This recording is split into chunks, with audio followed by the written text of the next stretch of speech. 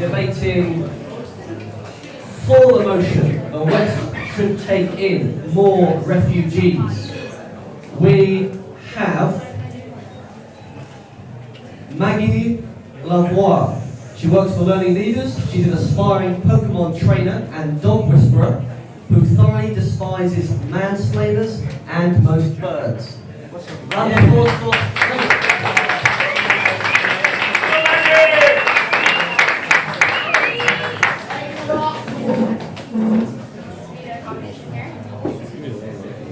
Start when you're ready.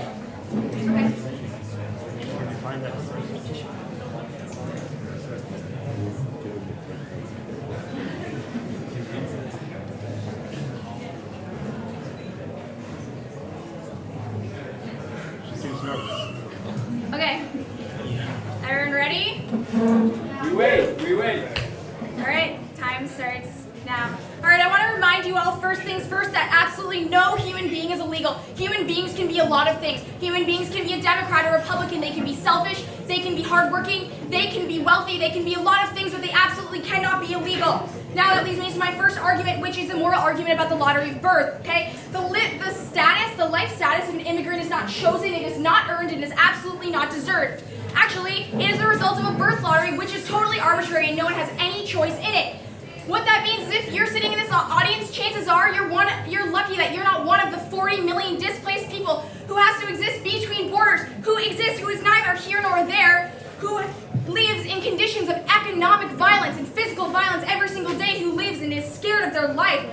And even worse, if we the impact of turning these immigrants away is that they'll have to go back to their home country, their families will be safe, their children will be safe, and chances are in the near future, they will not have any economic prosperity or any social prosperity. And so our argument is, out of compassion for humanity or duty to mitigate the cruel and deterministic unfairness of the birth lottery, then Western countries must increase our acceptance of refugees. No humans born illegal, no human can become illegal under our paradigm.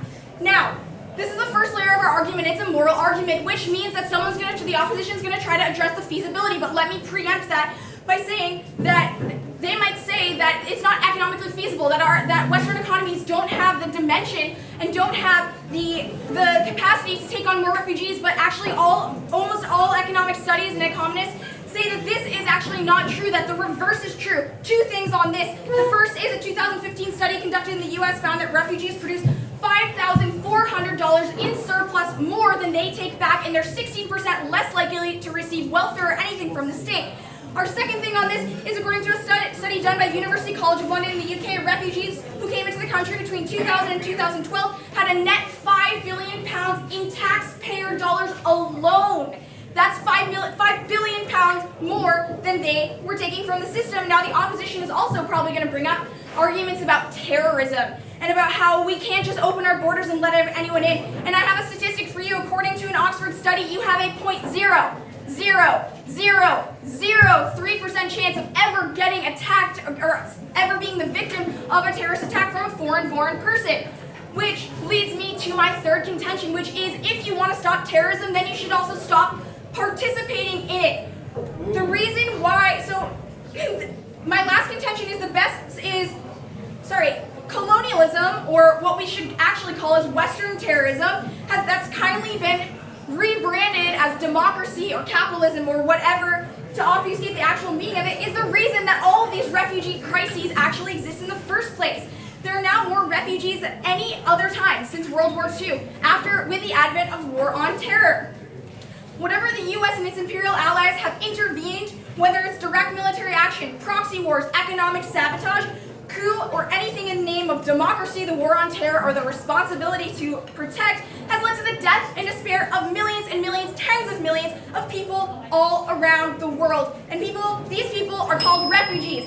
They've been left with no other choice than to abandon their native lands and to embark on a dangerous future in Afghanistan, Iraq, Syria, Libya, Yemen, Pakistan, Somalia, Mali, Korea, endless countries. This is also true. Our third speaker will add more about that. So to conclude, we want to live in a world, we will no longer accept any kind of neo-colonialist, imperialist amnesia. We want to live in a world where absolutely no person is illegal, and that's why the West needs to absorb or take in more refugees.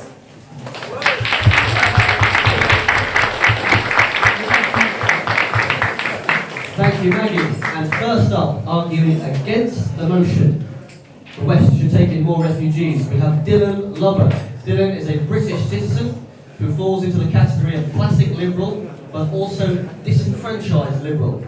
He's inspired by writers like Christopher Hitchens and Ayaan Hirsi Ali. Round of applause for Dylan.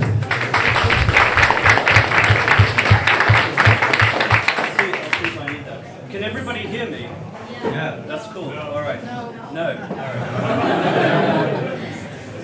All right, how about now? All right, that's much better. I mean, we're not here tonight arguing whether people are illegal or not. I mean, I would ask most of the foreigners here, do any of you think you have the right to be in China? No. Do any of you have the right to be here? Or were you invited? It's very easy in this conversation to mix us up with people who are against immigration. We're not against immigration, what we're against is bad immigration policies. And I think what we've seen pretty much with Europe over the last 2 years is bad immigration policies. One of the things we're going to concentrate on tonight is at least the definition of what a refugee is. And I think this is especially important to make sure that we know what a refugee is. Otherwise, it opens the doors out to almost anybody who claims that they're fleeing from war, fleeing from some sort of persecution or whatnot. It's important to remember, I mean, you can say you're fleeing from Afghanistan. Afghanistan's not ravaged with war.